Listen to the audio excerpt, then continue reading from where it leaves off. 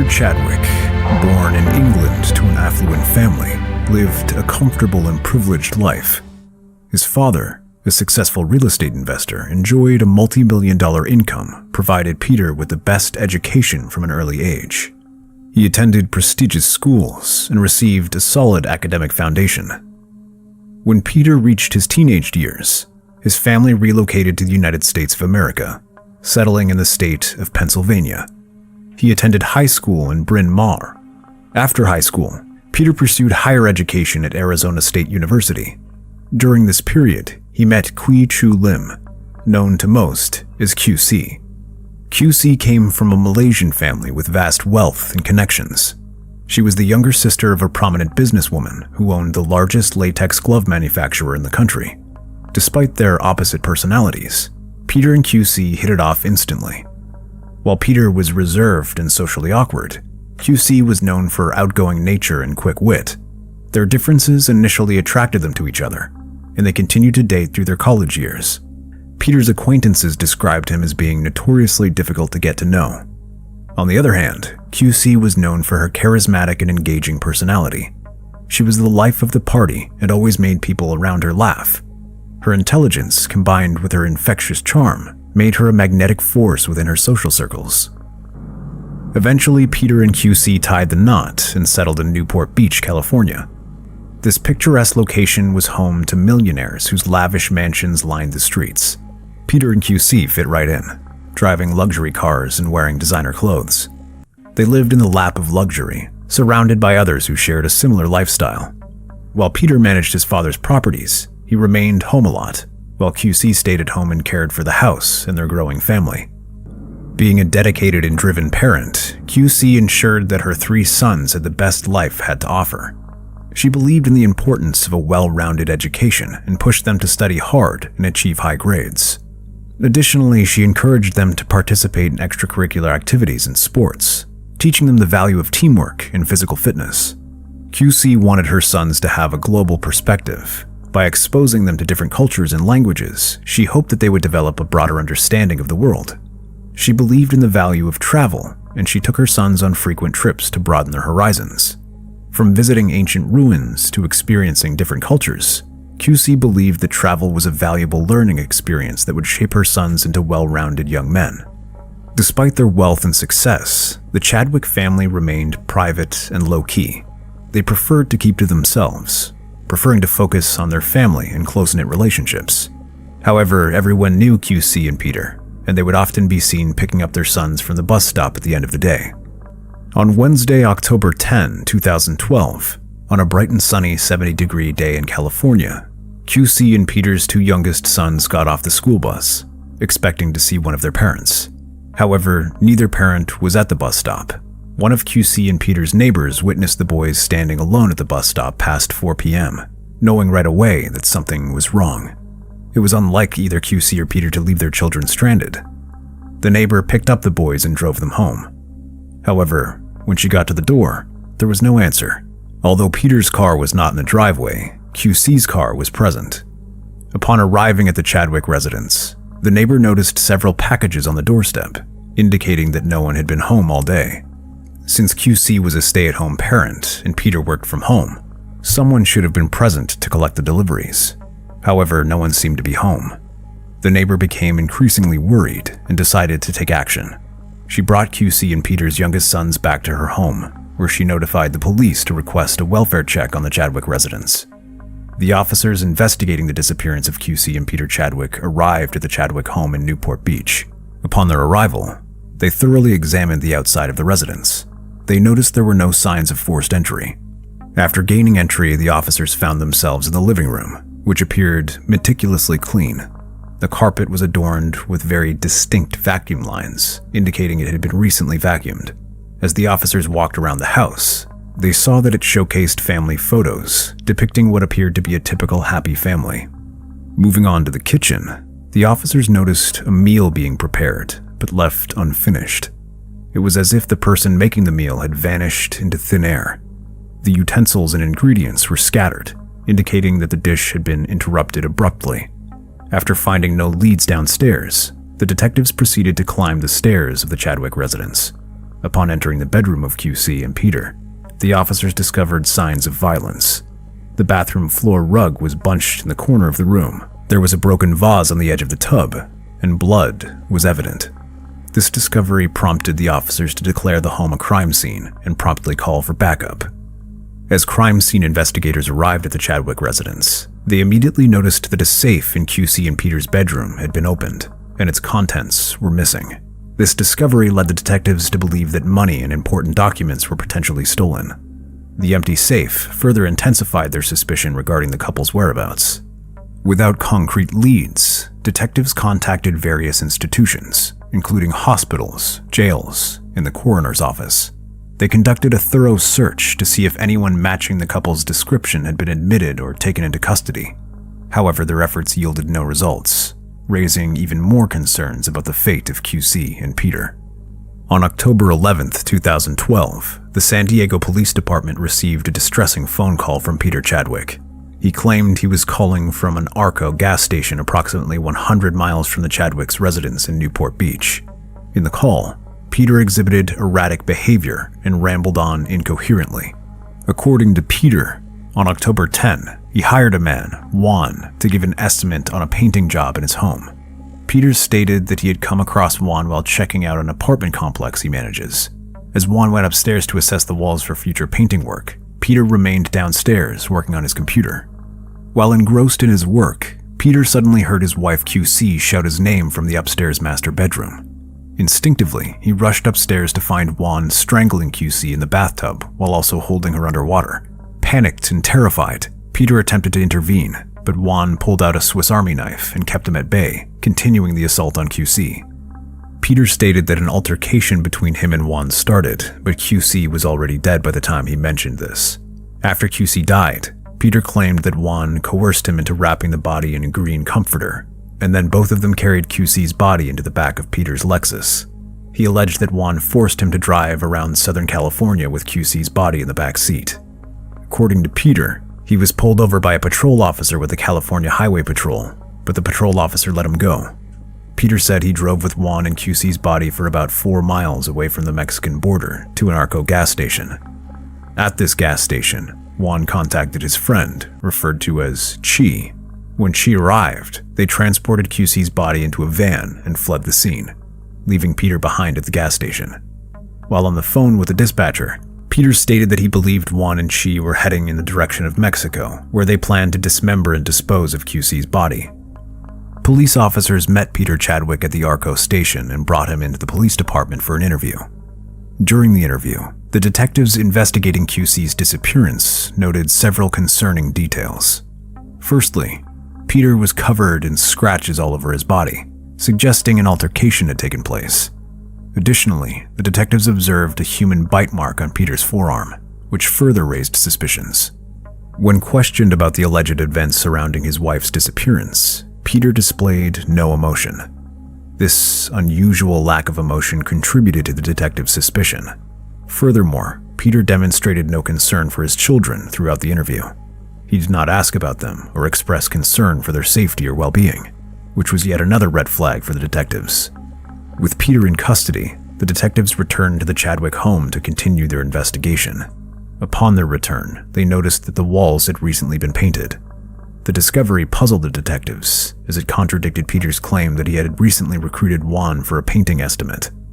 Why would he have hired someone to perform a paint estimation if the house had recently been painted? This inconsistency raised further doubts about Peter's story and led them to continue their search for evidence to corroborate his claims. The Chadwick family lived in a gated community with a manned guard shack with video surveillance, which provided detectives with valuable footage. On the footage from October 10 at 1:30 p.m., the detectives saw Peter Chadwick's SUV leaving the premises. However, they could not determine if either Juan or QC's body was also inside the car.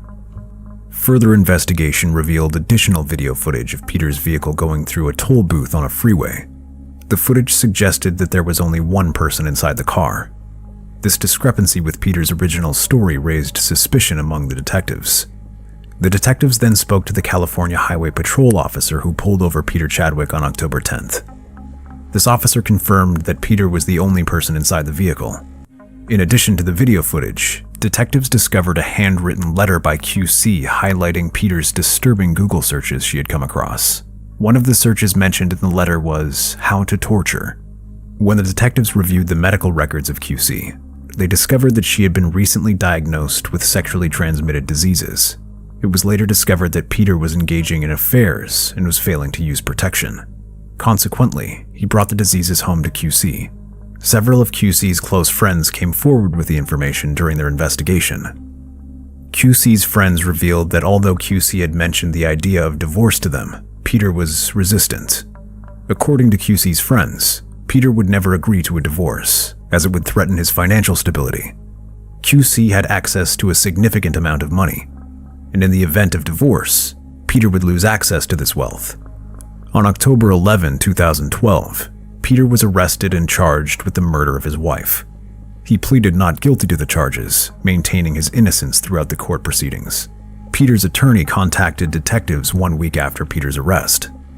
The attorney informed the detectives that Peter was willing to provide the location of QC's body. Peter claimed the location was in South San Diego, specifically Wildcat Canyon. Wildcat Canyon is a mountainside area off the beaten path. Additionally, Peter stated that the body could be found in a dumpster in the area. Upon receiving this information, the crime scene investigators promptly headed to the specific location. Upon reaching Wildcat Canyon, they focused on the dumpster Peter had described. Inside the dumpster, they discovered several items belonging to QC. They found her purse, identification card, and significant cash totaling $20,000. Furthermore, the investigators spotted a green comforter in the dumpster. Upon closer examination, they discovered that it contained arms and legs, leading them to believe that it was part of QC's body. The discovery was disheartening, as it indicated that the detectives had indeed found QC's remains. At the medical examiner's office, an autopsy was performed on the body, confirming it to be QC, which revealed that the cause of death was strangulation. Peter Chadwick, despite being charged with a heinous crime of murder, was granted a $1 million bail by the judge. This decision was made because Peter had no criminal history and ties to the state due to having 3 sons. The conditions imposed on his parole included surrendering his passport, ensuring that he could not leave the country, and prohibiting him from having any contact with QC's family. While Peter was out of jail on bond, he lived with his father in Santa Barbara. During this time, he diligently attended all of his court hearings and made an effort to spend quality time with his 3 sons. However, the truth behind his actions was that he was planning to escape. Unbeknownst to the detectives, Peter had emptied his safe deposit box and made several cash advances on his credit cards. When it was discovered that Peter had gone missing, a massive search began to locate him. Due to Peter's wealth, the detectives encountered difficulties in locating him. They eventually sought assistance from the U.S. Marshals, hoping their resources and expertise would help them find Peter. After analyzing footage from the airport, the detectives discovered that Peter had taken a cab to Santa Barbara Airport. Upon Peter's arrival, he sat in the airport for a short time before leaving again. The detectives were able to obtain footage of the cab that picked up Peter and transported him to an unknown destination. To gain further insights into Peter's whereabouts, the detectives conducted a thorough search of his home in Santa Barbara. During this search, they discovered a significant amount of literature and DVDs related to Canada. Additionally, they found books on how to live life on the run. After analyzing the evidence, the detectives concluded that Peter was likely on his way to the Washington border with the intention of entering Canada. The detectives' suspicions were further fueled by statements obtained from Peter's sons. They revealed that their father had informed them of his plans to go on the run. Peter had shared his intention to walk across the Canadian border and find a menial job to save money, with the ultimate goal of reuniting with his sons. For 3 years, the U.S. Marshals followed up on leads that Peter was spotted in Canada, but their efforts hit dead end after dead end. The hunt for Peter Chadwick, who was wanted for fleeing justice, had spanned several years, involving dozens of officers and numerous leads. However, the case remained unsolved, and the search seemed futile. In August 2018, the detectives decided to renew their interest in Peter Chadwick's case. They believed a more aggressive approach was needed to bring him to justice. As a result, a detective approached the Public Information Office at their department and discussed the potential of reintroducing the case on a global scale. After careful consideration, the detective and the public information officer agreed that a renewed push was necessary. The officers believed Peter Chadwick could have fled anywhere, making it crucial to spread the story far and wide. Given the popularity of podcasts in 2018, the detective and the public information officer thought a podcast on the case could effectively attract new leads and raise awareness. They named the podcast Countdown to Capture, and the first episode aired in September 2018. The podcast immediately sparked a surge of interest in the Chadwick case. Tips flooded the tip line from around the world, including locations as far away as Ukraine and Japan. People claimed to have seen Peter Chadwick in various places, providing valuable information to the detectives. To further assist in the efforts to track Peter Chadwick, the U.S. Marshals placed him on their 15 most wanted list and offered a $100,000 reward for information leading to his arrest. This reward increased awareness and incentive for individuals to come forward with any information they held.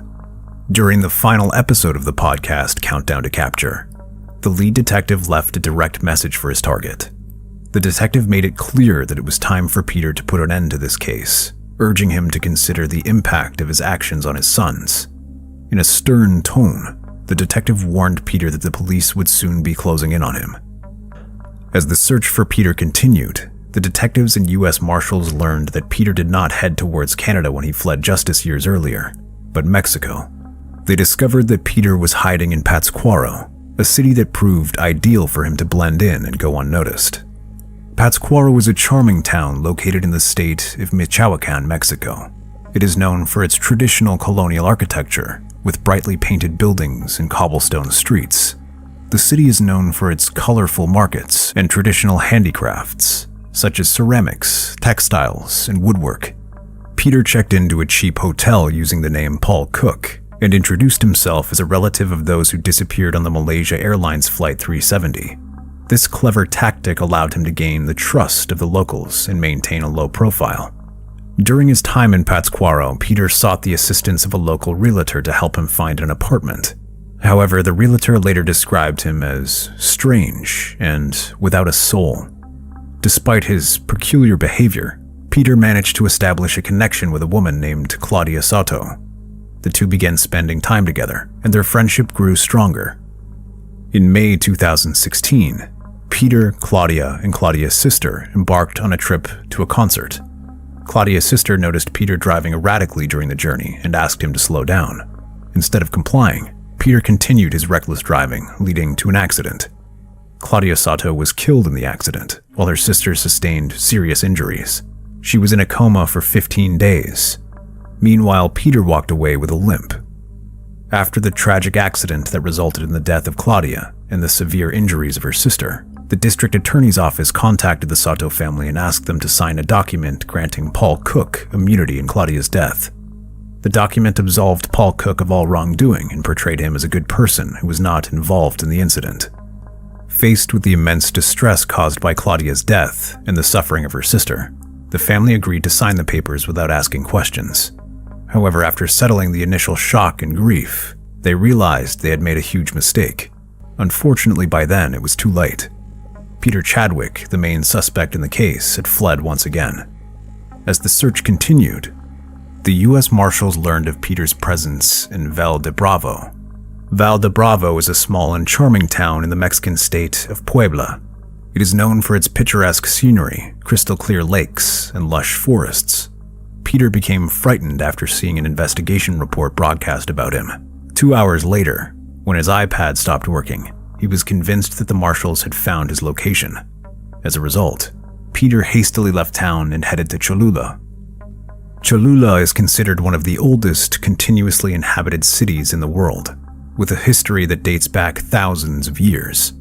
It is known for its rich history, cultural heritage, and the famous Cholula hot sauce, named after the town. The town is known for its traditional music and dance, which often included colorful costumes and lively performances. In August 2019, the detectives received a tip that assisted the U.S. Marshals in zeroing in on Peter's location. Within 24 hours, they found Peter and promptly arrested him. He was then extradited to the US to face charges for the murder of his wife. Peter pleaded guilty to the charge, admitting his guilt. The judge presiding over the case sentenced Peter to 15 years to life, reflecting the severity of his actions.